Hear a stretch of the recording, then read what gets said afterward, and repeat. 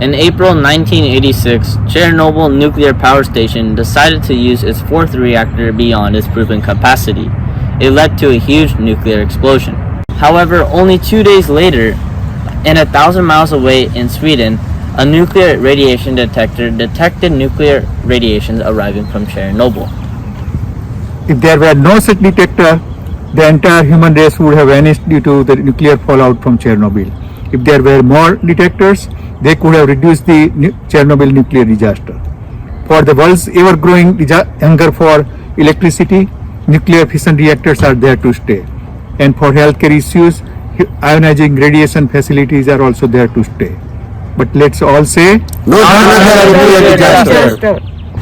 To avoid disasters from nuclear and other ionizing radiations, we definitely need widespread use of detectors at almost every corner of the world. We also need a good mechanism to gather and analyze nuclear radiations and send alerts as needed. SAS has a great role to play in that endeavor. Nuclear and ionization radiations are generally measured by instruments known as Geiger-Müller counters. These radiations are generally measured in terms of counts per minute, abbreviated as CPM. We have purchased 2 GM counters and connected them with 2 computers. as shown here, we have developed an event stream processing system to fetch data from our GM counters, submit them to laxmi.us website, generate and send alert alarms in real time, plot them on any viewer's internet browser. We have also developed Python and SAS programs for the analysis of CPM data, the classification of types of signals, the mapping of an estimated growth of GM counters in the United States, and the hypothetical correlation of weather storms with ionization radiations. The analysis of CPM data and the classification of types of signals can help us detect radiation abnormalities and their effects. Understanding the growth of GM counters can help agencies in planning of resources, and the study of correlations of weather storms with radiations can help us improve weather forecasting. Krish will now demonstrate the Python and SAS programs that we have developed. The book uses Python to analyze the CPM data collected so far from GM counters in Vishnu's Montclair Dental Clinic and Lalit's Urblinda house. This notebook implies that CPM data is random, and CPM data of the Montclair Dental Clinic is normal, indicating that the clinic does not have abnormal radiation. Let us now do CPM data analysis through SAS. SAS has offered a possibility of analyzing humongous data securely and speedily. Instead of using SAS from Python and Jupyter, we will use SAS in SAS VIA, since it offers a better connectivity and flexibility. First, go to SAS Studio and then navigate into a folder of SAS programs. Click CPM Data Analysis.SAS file. Here is the SAS code. Next, click the Run button. This side is the log of the program run. While the program is running, check errors and warnings if any. After the program is completed, check the results and outputs. Here are the various output tables. These tables are also available through the work library. Next, go to the output folder named HTML, and then download the GIF file for data analysis. View the GIF file. Notice the random fluctuations in the CPM values of the 2 locations. This notebook uses Python and TensorFlow for a mechanism to classify data into normal CPM data, Gaussian random data, and exponential random data.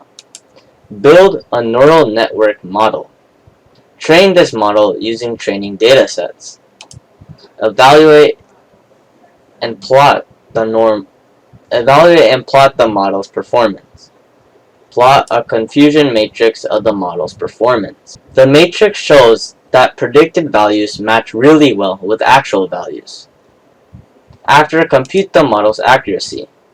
The notebook basically implies that the tensor predictive model trained here has an accuracy of about 99% for classifying data. Let us now use SAS to build and use a model to classify CPM values, Gaussian random values, and exponential random values. The task approach in SAS greatly simplifies the process of building a learning model. First, go to SAS Studio and then navigate into our folder of SAS programs. Then click the CPM to noise classification.ctk file. Then provide the configuration parameters for the task, the table to use, the fraction of validation data set, the target field, the input fields, and the method. Let us accept default parameters to start with, and the paths of the output files. Click the Run button now. After the program is completed, check the results and outputs. Review the accuracy of the classification model. The accuracy here is not so impressive because we had accepted default options in the task. These output tables went to myCast library. This task does not provide a confusion matrix because the .SAS code did not include it. We can have a separate .SAS program for getting confusion matrix though. This notebook uses Python to explain the growth of Geiger-Müller counters in the United States by using estimated data. Next, geomap the data to show the growth of GM counters.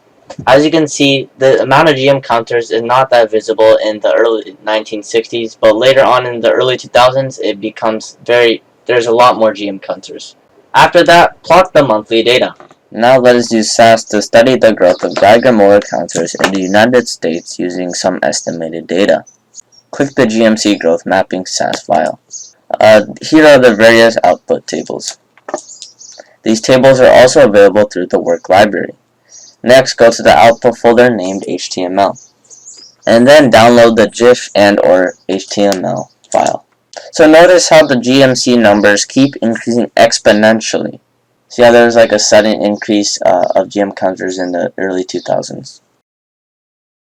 Understanding the growth of GM counters can help agencies in planning of resources. This notebook uses Python to explain a hypothetical correlation between storms and ionization radiations by using estimated data. Next, geomap storms and abnormal radiations. The study of the correlations between weather storms and radiations can also help us improve weather forecasting.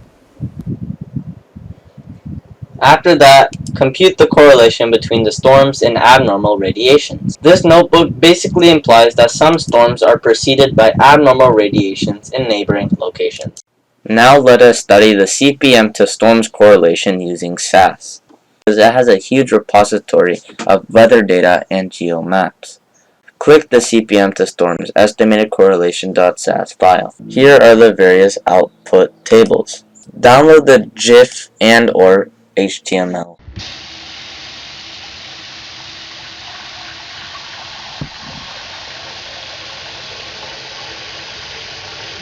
Will stabilize our event stream processing of CPM data. Will also persuade the smartphone manufacturers to include Geiger-Müller tubes in their smartphones.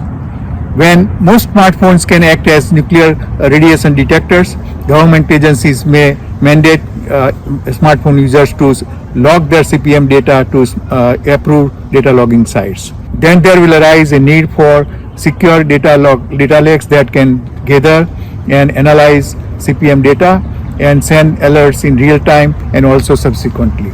SAS has a great role to play in this type of ecosystem. Thank you. Thank you all.